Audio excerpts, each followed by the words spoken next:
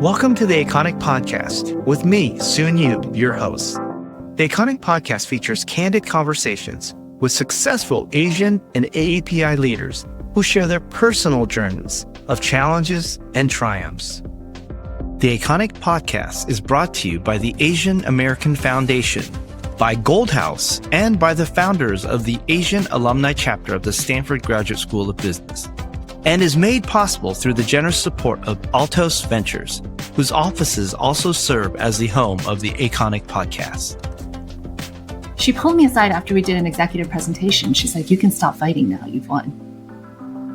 And I had to look at myself and say, "What do you mean?" And she said, and she could see the chip on my shoulder and how it had propelled me to success after success. And it was killing me too. It's killing my relationships. It was making it hard for me to connect. And I had to reprocess all of the things that happened in my life that I had used as a springboard, but it has now become a stumbling block for me. It is my pleasure to welcome Deb Liu to the Aconic Podcast. Deb, I'm so excited to have you on. Welcome. Thanks. It's great to be here. Yeah, Deb, I know my audience that's listening to this already knows all these incredible accolades about you, but I still have to share them because they're just fantastic. First and foremost, yes, you are the CEO of Ancestry, a big company, the world's largest, I think, genealogy company, a pretty big genomics company.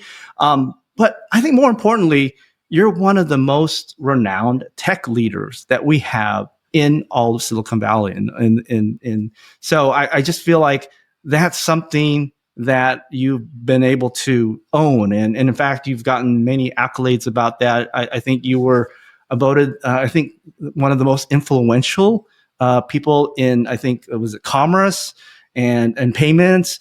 You are one of the most powerful, I think, female engineers. And so a lot of great recognition. And you're leading a fantastic, I think, service for all of us, which is how do we discover ourselves, right?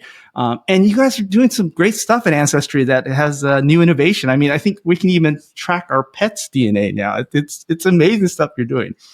But what I think is so truly amazing is the fact that you have been at the forefront of breaking down walls. It's already hard enough to get into the C-suite, no matter what your background is or where you came from or what you look like. And yet you've been able to do it both as a minority, as a woman, and in probably the tech sector where those two elements are actually even harder to be able to get into that C-suite. And you've been able to take all these great sort of breaking down the wall experiences and become an advocate. You're an advocate for women. You created the Women in Product. When we turn on anything related to the Asian community, generally there's Deb doing a podcast or a panel talking about your experiences. And you're one of the most courageous, vulnerable leaders that we have that's helping all of us grow. So thank you so much for all of that, Deb. Well, I'm humbled that you shared that because part of me has just lived such an American dream. And so as we talk about the American dream, my parents came to America. And so, in so many ways, they achieved so much more than they could have ever imagined. Yeah. And I was listening to a podcast you had done or reading something you had wrote. And I wrote down this mission that you have, which is to become a creator, a connector, a problem solver who wants people to leave better from having met you. What an incredible personal mission statement. How did you come to that? It was interesting. One of the things that we had to do as part of this exercise I was doing in a coaching was, what's your mission? What do you hope to accomplish every single day? And are you living up to it? And I realized I didn't have that. I didn't really have kind of what is my center. And so, I just remember thinking all of the people, you meet so many people every single day, and part of you is leaving a part of yourself behind, and they're leaving a part of themselves behind for you as well. And so the question is, how do you leave every interaction, leaving everyone better off? And so I really put that center. I'm a person of faith. And so it's really important to me that, we actually witness with our actions, not just with our words. And so when people are, when you leave somebody better off, they say, what? That person is a person who's generous, who's kind, who's giving. But if you leave somebody worse off, what are you leaving behind in the world? Wow. I mean, when I read that, I definitely got goosebumps because I was thinking about there's a strong level of intentionality about that, right? You're very intentional about what the outcome is. You also very tangible about what you're going to do. Like you're going to create, you're going to connect, you're going to solve some problems.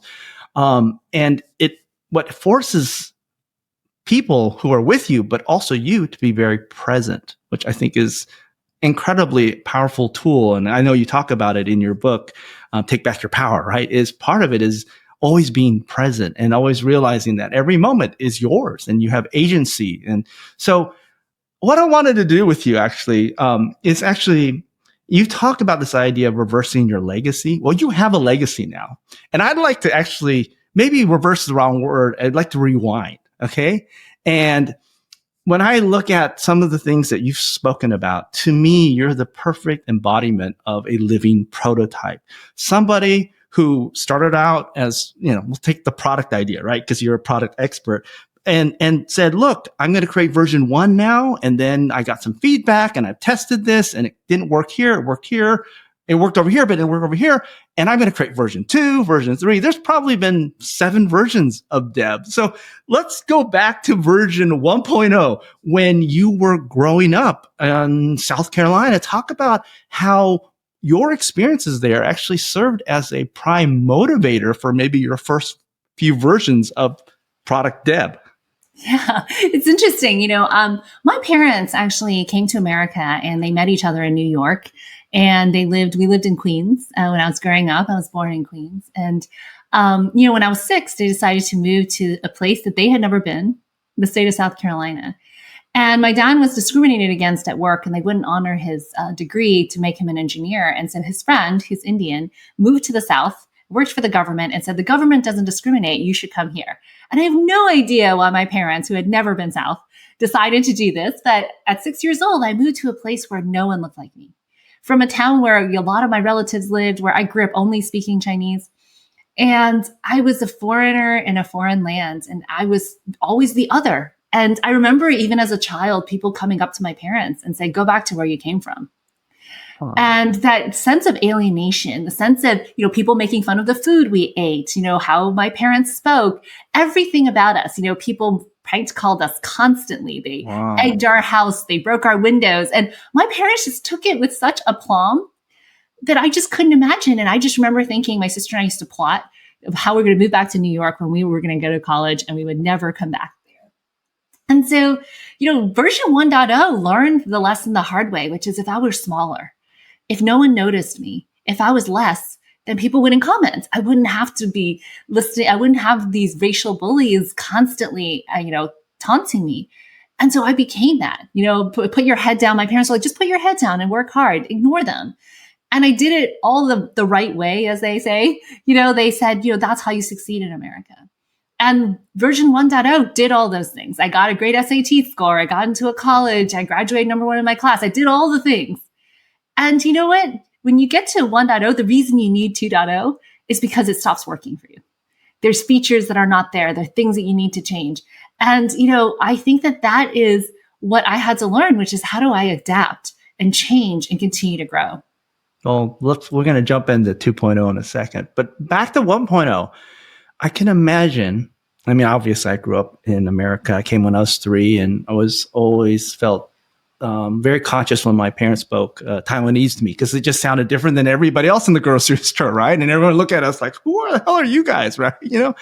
And you couldn't smile it away, right? You tried, but sometimes that wouldn't work.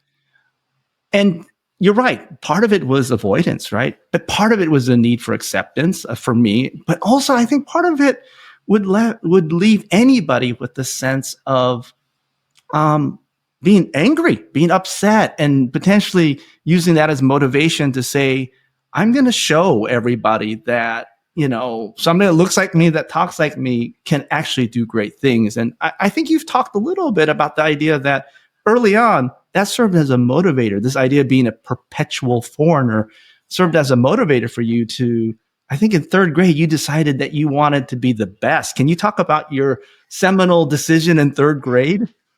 I know it sounds crazy, but I remember seeing a list on my teacher's desk, and it was not in alphabetical order. And I said, you know what? This might be the order in which, how well kids are doing in school. And I was something like 6th or 7th on the list. And I said, you know what? When I graduate, I want to be first. And I worked really hard towards that. I did everything right, took all the tests. I studied for the SAT for 3 years and took it 5 times. And I did all the things. And because I knew this was my way to leave this place that I had really been alienated from. And I would have to say that what you said is true, right? The thing that, you grow up with, that chip on your shoulder, becomes the rocket fuel for your life. It was the rocket fuel that got me a scholarship to Duke. It got me through, engineering school. I ended up, going into consulting, and then I went to Stanford for business school, and I did all the things right, checked all the boxes, and I felt really empty inside, because I felt like I was missing something. I was achieving, but you know what? The thing about rocket fuel is it could burn you up because it's very volatile. And I realized that I had worn my difference as a shield, that I was staking, that I was going to show them. And, it took me many years to get past this. In fact, Sheryl Sandberg pulled me aside after our first product. I built $1 billion business at Facebook, and then no one cared. And so I came back and built a second one. And during one of the conversations about the second product we were building, she pulled me aside after we did an executive presentation. She's like, you can stop fighting now. You've won. And I had to look at myself and say, what do you mean? And she said, she could see the chip on my shoulder and how it had propelled me to success after success. And it was killing me too. It's killing my relationships. It was making it hard for me to connect. And I had to reprocess all of the things that happened in my life that I had used as a springboard, but it has now become a stumbling block for me. Are you ready to be part of a community that amplifies the voices of Asian leaders in business, government, and the arts? The founders of this podcast are members of the Asian Alumni Chapter of the Stanford Graduate School of Business, whose mission is to empower Asian and AAPI voices in our community. By subscribing to this podcast, you'll stay up to date on the latest Aconic episodes, and importantly, gain exclusive invitations to select Stanford Asian alumni events that can provide useful insights and a powerful network to help you on your personal and professional journeys. Go to aconicpodcast.com and subscribe today. Join us and be a part of a community that's shaping the future of Asian leadership. And I realized, there were times I was passed over promotion and times when my manager is like, you're really hard to get to know and you're difficult to work with. And those are devastating things. I was reading and listening to some of the things that you've said and what in your book, and a couple ideas came through. And this is the idea that you've used certain things to create the next version. And then when it stopped working, you were open to the journey of reevaluating and retweaking and retooling, and like every great product engineer, coming up with even a better version that would work within the new set of circumstances. And you talked about that Sheryl Sandberg example, and that was a big pivot for you in terms of getting rid of the chip and trying to find some other motivation. We both went to business school at Stanford, and so we both understand that going to the business school was less about the educational learning from the books. In fact, I can't remember any of my accounting classes or economic classes, but there were some seminal moments of relating with people or with professors that we walked away with. And for you, there were two that you'd mentioned. One was a power and politics class that you had actually been part of. And that was an incredible one related to this idea of how do you get your power back? And I think that might have been a basis for what you wrote about. Then you also talked about the experience of what we call the touchy-feely, the interpersonal skills. Talk about those two experiences as it relates to growth for you and learning and decisions that said, I'm going to be a different version of myself. Yeah, I was a great student because I knew how to check all the boxes. I knew how to get the A, I knew how to study, and I knew all these things. And I was really terrible at all the other things, which are the soft skills. And what I learned, in some ways, business school is finishing school for me, because I learned that the hard skills actually are not what make you successful. We recently had our 20th reunion at Stanford, and we talked about which classes were the most touching and impactful in our careers. And obviously people have had incredible careers. And all of us said it was the soft skills. Nobody remembers corporate finance. Nobody thinks accounting was the thing that changed their lives, but it was really, how do you relate to others? How do you lead through others? How do you become a part of a team? all of those things, interpersonal relationships. The class actually, Touchy-Feely, was about interpersonal relationships. That's actually the name, which nobody knows. And I realized I was terrible at interpersonal relationships. In fact, in that class, there was an exercise where everyone has to go around and touch somebody that they have some feedback for. And I think everyone in the group but one person touched me. And they said, you are hard to get to know. You are very different and you emphasize your differences. To have your entire group almost say that to you was really devastating. But I realized something there, which was I was really bad at connecting. I had staked my claim as the foreigner, as the person who was different, as somebody who was not like others. And it really hurt my relationships and my ability to connect. And I had to really change that. The second thing is I've been speaking in this class called The Paths to Power. Professor Pfeffer wrote the book on power, and then he wrote recently the 7 Rules of Power. And I wrote my book as a response to that, my experience in that class. I've been speaking in the class for the last 8 years. I've been on a panel. I'm one of the few women that's been on that panel all those years. And, a lot of the women asked me like, well, what advice do you have for us? And I said, I wish you knew what I didn't know when I was sitting in your seat. And this is the book that I wrote for them, which was first, power is very different for a woman. Power is very different for minority in America. And you have to understand those differences. And second is you have way more power than you think, but not in the ways you think. And so how do you think differently about the moments you're giving away your power? How do you capture it back? And those have been really formative in my life because I realized that, people, the things that make you successful as a student, we do a huge disservice. We teach people that, it's getting the A. It's about mastery. But actually in the workplace, it's about connection. It's about influence. It's about interpersonal relationships, or touchy-feely, as they say. And so I had to learn that the hard way. And I did go through a huge process going through business school and coming out the other side. Maybe this isn't an Asian thing, but maybe it is.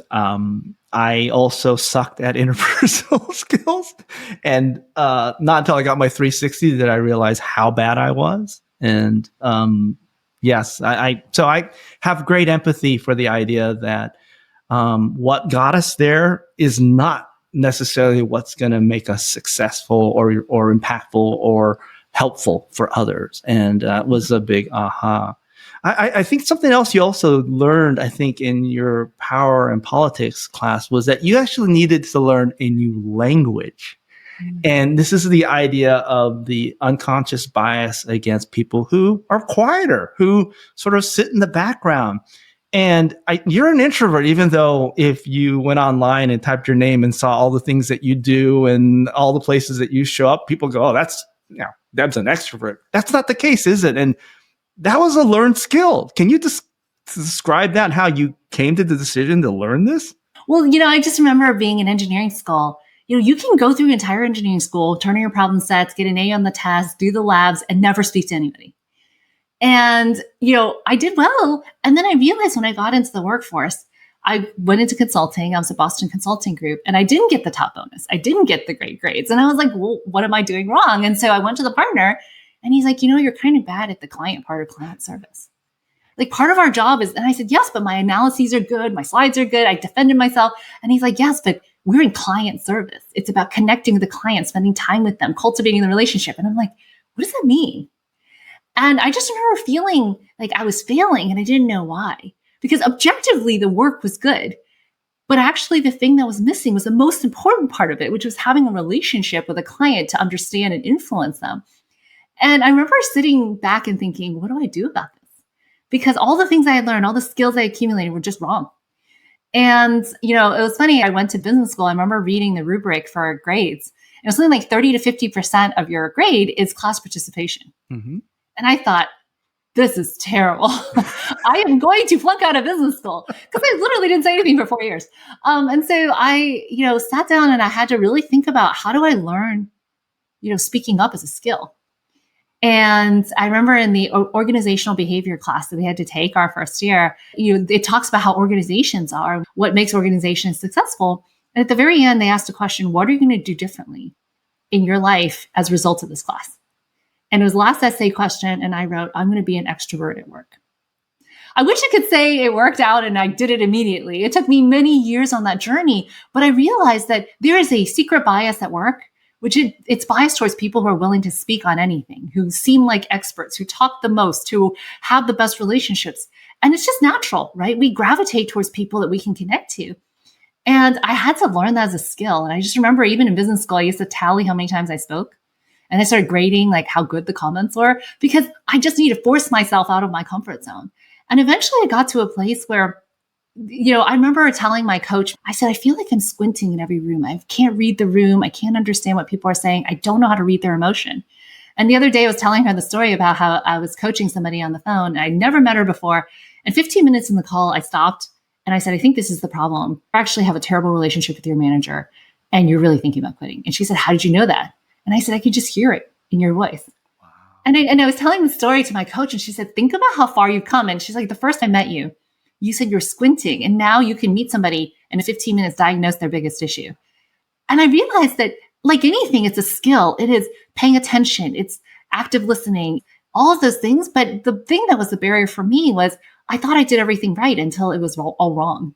And I had to change my mindset that the scorecard is completely different than it used to be. And now I have a new scorecard on what success looked like. Wow, there's so many powerful nuggets in the stories that you just shared. I think the first is this. There are a lot of us that have ingrained winning formulas that we use early in our lives. And we run into challenges. And what we tend to do with that is quit whatever we're doing there and find something else where the winning formula might be at least useful or replicable, right? We don't keep at it, nor do we actually say we might need to actually, instead of changing the environment or changing everyone's expectations, we may need to change ourselves, right? And treat ourselves like a prototype, right? And the idea of another version of ourselves. And so that's powerful in itself. I also think it gives people who are scientific in nature or quote unquote, and I say this in kindness because I'm a nerd, but nerdy in nature, right? A process to do it with, which is sort of a scientific analytical approach to the idea of how do I become an extrovert? Well, it's like learning a language. So you made the analogy, if you can learn a language, you can learn to be an extrovert. Soft skills aren't just about being soft skills. It's about maybe there's a scientific approach, observation, trial and error. And the whole idea of it maybe took you 10,000 hours, because I actually know that you mentored over 1,000 women, right? That's your 10,000 hours, right? Where you were able to hone your sort of observation skills and your trial and error to the point where it became both a skill set and part of your intuition. I think that's also powerful because it gives us scientists and nerds a real formula to say we can learn soft skills. Because if Deb can do it, I can do it. Well, I think the most important thing, and you said in all of that, is the willingness to learn. Because I had always said I was just an introvert, period. And I hear people say that to me. Well, you can do this, but I'm an introvert. And I'm like, so was I. But if we say, you know what, almost any skill is learnable. You may not take to it naturally. I am naturally not a great musician, but I learned to play the piano because after 7 years of my parents forcing me to do it, I could play the piano. I am not naturally talented at a lot of things, but there's so many things that if you just say, you know what, this is not a fixed skill, it is a learnable skill, then you can get better at it. You will never be as good as somebody who's an Olympic athlete, but you can run, you can lift weights, you can do things that are better than where you are today. And I think it's really that mindset, that learning mindset, the constant adaptability that's so important. I see the most successful people are not the people who are the best today, but it's the people willing to learn, because those willing to learn will over time exceed those who are the experts today. That's such a powerful takeaway, this idea of having that beginner's mindset and sort of living out your whole life, right? And that allows you to create all these versions of yourself and better versions. So we kind of walked through a lot of the early versions. Part of that was learning new skills, whether they be soft skills, whether they be extroversion or whatever it might be, all these really interesting. We also talk about the idea of your different motivations. I think early on motivation was this idea of being discriminated and wanting to prove yourself. And then from there, what was the new motivation? Now that you lost the chip on the shoulder, which is an incredible motivation, right? It's a powerful one. And there are people who live their whole life with chips on the shoulder, and that's their formula or motivation for success. but you were given a new license to find both I guess the struggle to try to find what that motivation was. What was it, and how did you find that? It is what you said in my mission statement, right? It is connection. It is leaving, the thing about having a chip on your shoulder and wanting to show people, it was actually about proving you were better. And instead, what if we could all grow together? Oh, wow. And so it's really changing a mindset of like zero-sum game, a pie that was fixed, to something that's like much more like rich and so much more giving. And so I realized that connection is so much more powerful than competition. And it took me a long time to get there, but by the time I got there, that connection became, something that was so much greater than it could have ever been. Wow. Connection is much more powerful than competition. That you can write a book on that one. That is amazing. So you've got all these learnings from the School of Hard Knocks and from mentors and getting feedback on. I wasn't good at consulting. I was really angry in this meeting all the time. And somehow you were able to translate this into some rules for people to be more, not just women, but anyone to be, to take back their power. Talk about the process of mentoring people and then how that led to you becoming kind of, honestly, an advocate and subject matter expert on something so important.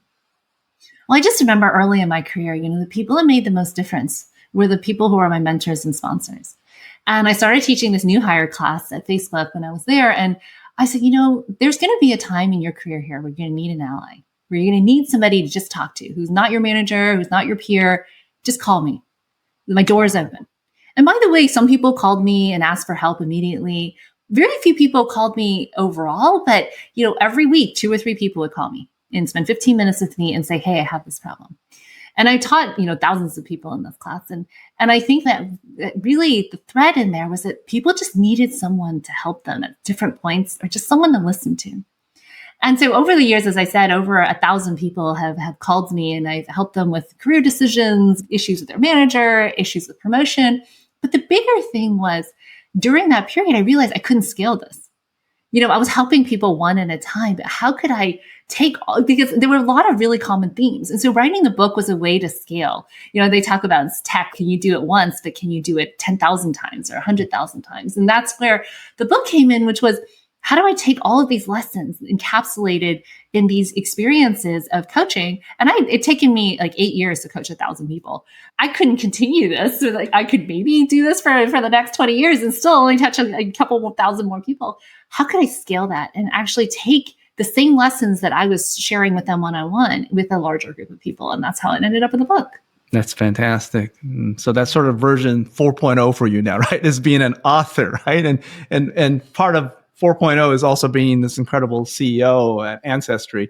The other thing that people probably don't realize is how much you give back to the community. I remember hearing you speak for the first time. You did a panel for the Asian alumni chapter for the Stanford Business School, which is a big sponsor of this program. And then you were the featured speaker for the first conference they had. And my son and wife actually volunteered during that time. And it was one of the most seminal events that we attended as a family. And we talk about it all the time. And one of the things we talk about is this idea that we all have voices of self-doubt. Like our worst critics is us, right? And you talked about this idea of forgiving yourself and actually learning to love yourself. Can you tell our listeners a little bit more about this idea of learning to love yourself? Well, I think that we are the most unforgiving of ourselves. So I actually wrote one of the chapters is actually about forgiveness, forgiving others, but then also forgiving ourselves. We are harder on ourselves than any other, I remember every time, my friend, somebody I know would give a talk and they're like, I can't believe I stumbled on X. And I'm like, I listened to the whole talk. I can't remember where that was, right? Because people hear you in aggregate, but you are picking on the moments where you make the biggest mistakes. And it becomes something where you put a magnifying glass on your greatest flaws, but you don't see the entire picture and painting and the harmony that you've created. And so I think part of the work that we need to do is really be more forgiving of ourselves, to actually celebrate more what makes us special, not just the deficiencies that we have. And so, part of that is we live with a lot of self-doubt because we're taught, well, you're not good enough. You can't do this. You can't do that. And instead, what if we celebrated the things that made us special? What if we flipped the script and said, hey, here are the things that I'm good at? What if we play to our strengths? And to really having done that, I think, over the years, I've been incredibly hard on myself. I still think a lot about the mistakes I made and things that, didn't happen. And by the way, writing a book it's great therapy because you can write about all the things that went wrong in your life and process it. And I realized, there were times I was passed over a promotion and times when my manager is like, you're really hard to get to know and you're difficult to work with.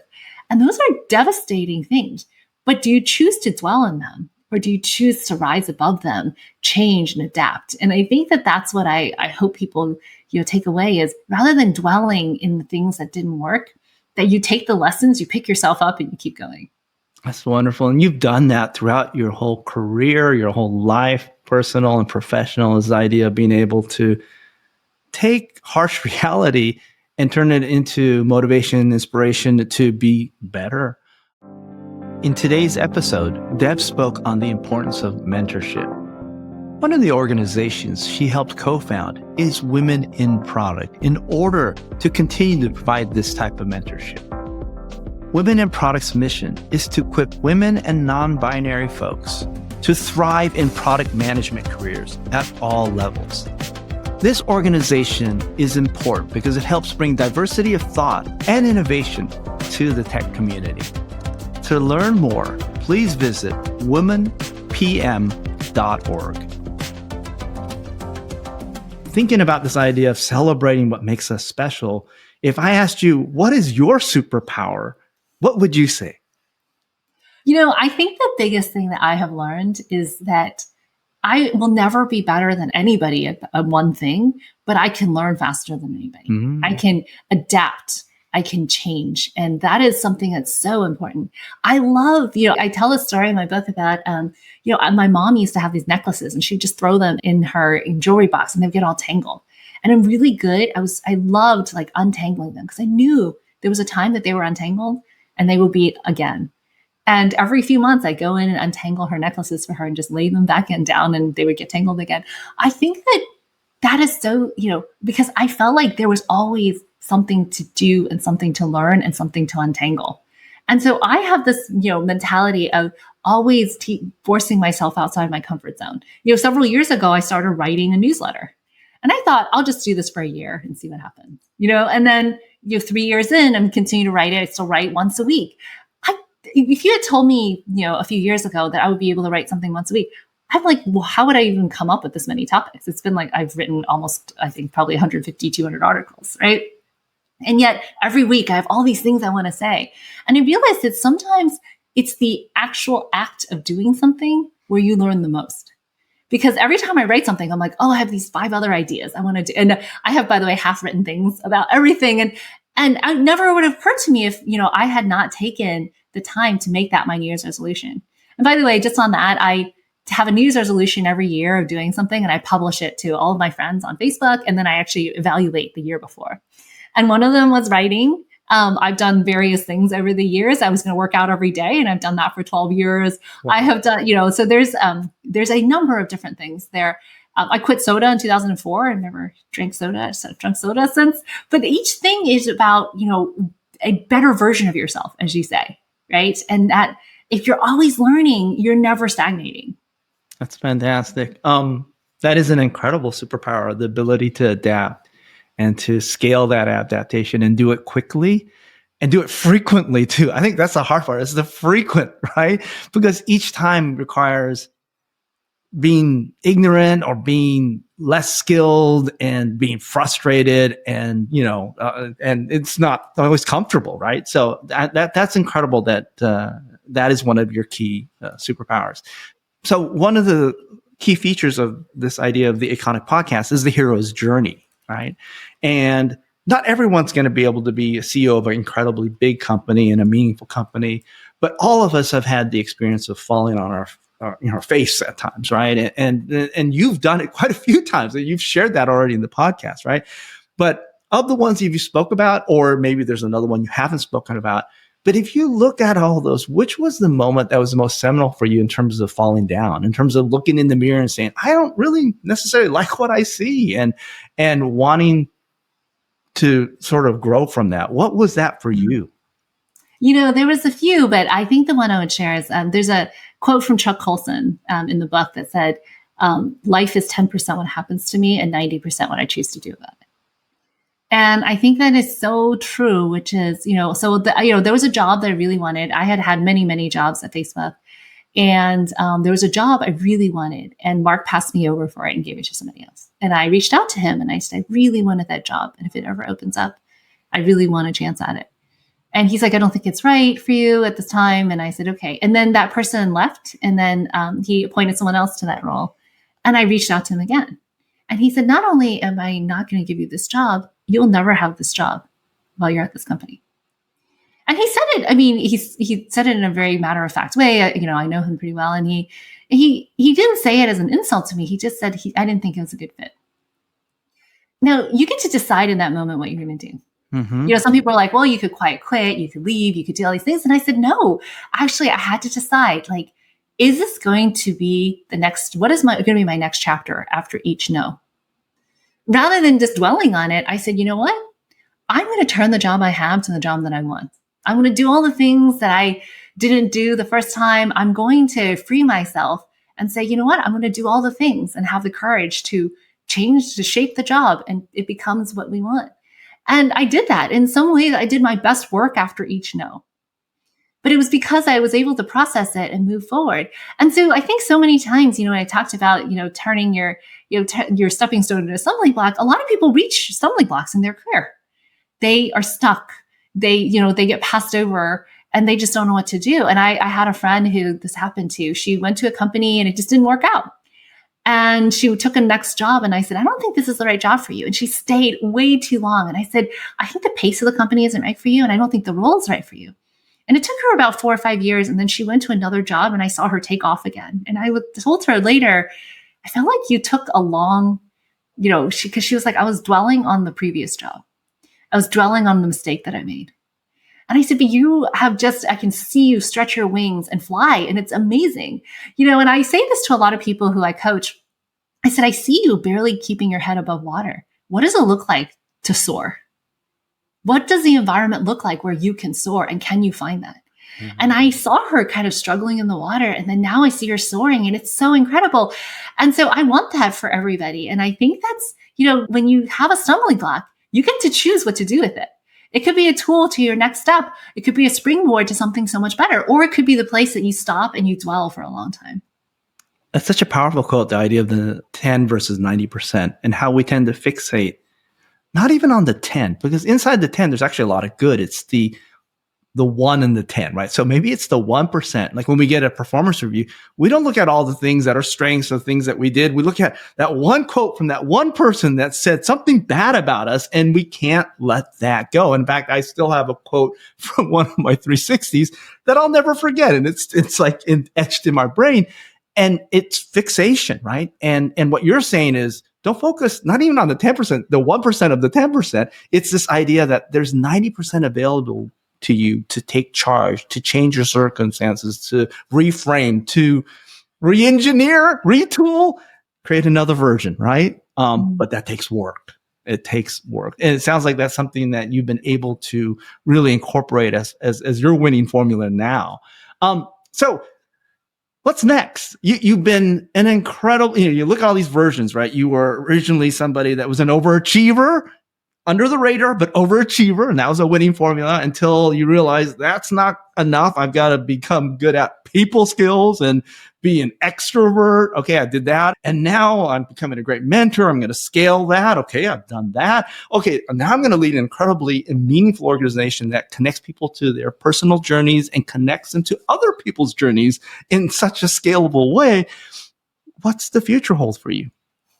It's funny. My husband jokes that the reward for a pie eating contest is more pie. And in some ways, like the reward for achievement is feeling like you always have to achieve. And rather than basking in, you know what, I love where I am. I love what I'm doing. I have, Ancestry has so much meaning. It's connecting families and people who, didn't know their background or wanted to discover something of their own personal journey. And so, part of me is like, rather than striving, I spent so much of my life striving. And that's the mistake I made. I was always about the next thing. It's like, I need to do this. I need to get an A here. I need to, do X. I need to get the good SAT score. I need to just climb. What if we stopped and looked around the plateau and said, I love this. And I just want to take a moment. And so in some ways, I don't want to not answer your question, but it's, what if what we have is the best that we can have? And that's okay. And I love that, I've reached a place where I don't need the next thing. I don't have any more boxes I have to check off anymore. And actually, what if that's okay? And I actually had this conversation with my husband last night, which was, I love where I am. I love the company and what we do. We have this amazing mission. I could stay here for 10 years. And, it would be incredible. And each job I've had, I've actually stayed for long periods of time, because what if you just loved where you were at and enjoyed it and gave your very best, as opposed to having, I did spend many years checking all those boxes and striving and trying to get all the awards. And now I've reached a very different Zen place in my life where now connection and meaning is so much different than achievement. And I love that now. So your what next is really what's now, what's here, what's available to me at this moment, and how might I actually bask in it and enjoy it and appreciate it. That's an incredible what's next. And we can define next as now. Yes. Wow. That is very powerful. I've learned so much from our conversation today, Deb, and I'm sure our listeners have too. Thank you so much for your time today. It's been an amazing conversation, and I'm looking forward to what's now with you. And I think us as listeners and the people that belong to the community, let's just enjoy having you as one of our key mentors and one of our really inspirational leaders. So thank you for your time. Thank you for inviting me. Listen to all episodes of Aconic on aconicpodcast.com. You can also catch new episodes on Apple, Spotify, or wherever you get your podcasts.